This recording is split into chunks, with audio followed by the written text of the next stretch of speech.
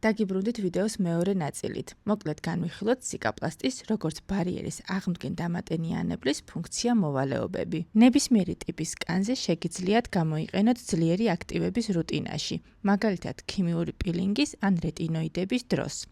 აქვე აღვნიშნავ, რომ სენდვიჩის მეთოდისას მაინდა-მაინც არ გამოგადგებათ პირველ დამატენიანებლად, რადგან ძლიერი ოკლუზიური ეფექტი აქვს. რეტინოიდების ზემოდან კი იდეალურია.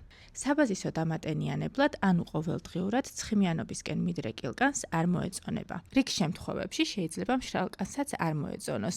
ეს დამოკიდებულია იმაზე, თუ დამატებით რა პროდუქტებს იყენებთ რუტინაში. კომბინირებულ კანზეც მინდა დავამატო ერთი დეტალი. საბაზისო თქვენ კანს მსუბუქი ტექსტურის დამატენიანებლები უხდება. ლოკალურად კი, სადაც სიმშრალეს გრძნობთ, ღამის რუტინაში შეგიძლიათ ციკაპლასტი გამოიყენოთ. ოღონდ თხლად წაისვით.